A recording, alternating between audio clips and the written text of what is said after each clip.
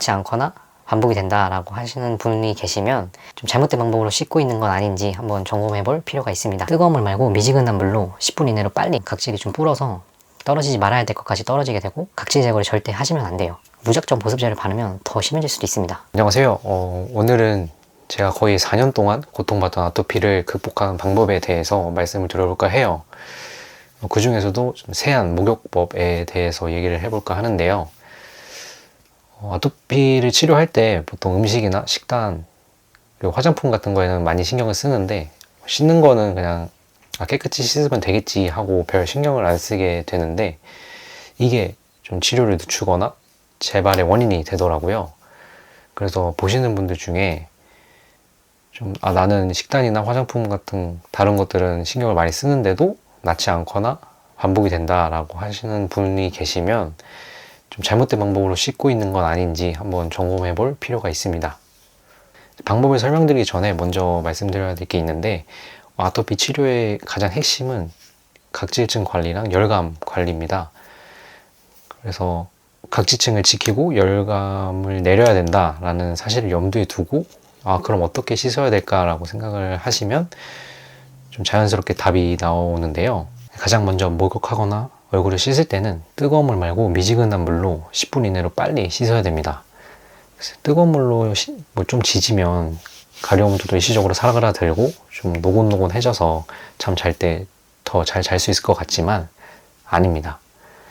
뜨거운 물로 씻으면 각질이 좀 불어서 떨어지지 말아야 될 것까지 떨어지게 되고, 또 환부에 열이 올라서 금방 더 건조해지고 결국 더 간지러워집니다.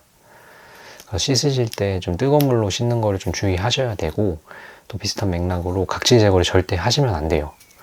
각질이 곧 피부 장벽이기 때문에 각질을 잘 보존해서 좀 새살이 돋아나는 과정을 거쳐 주셔야 되는데요.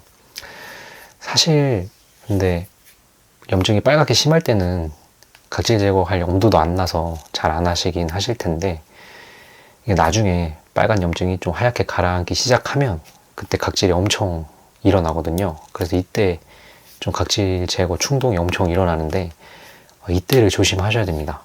이게 낫고 있다는 신호기 때문에 이때 각질을 떼지 말고 좀 보습제를 잘 발라주셔야 해요.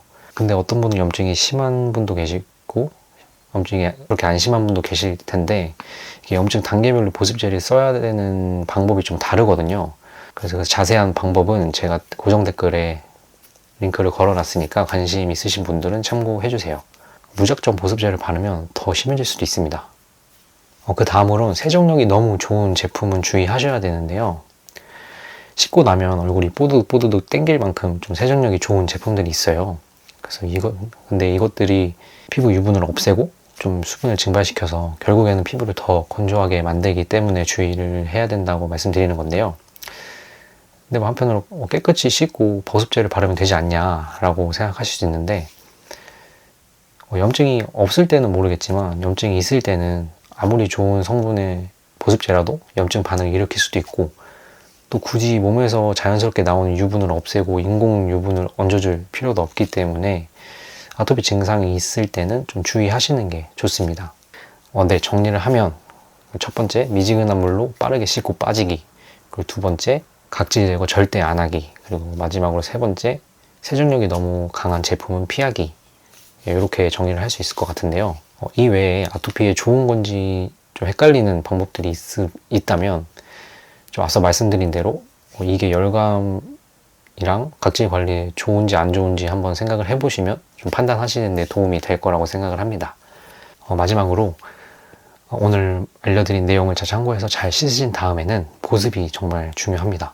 근데 앞서 말씀드린 대로 염증 정도에 따라서 보습제를 써야 되는 방법이 다르기 때문에 관심 있으신 분들은 고정 댓글 영상을 꼭 한번 참고해주세요.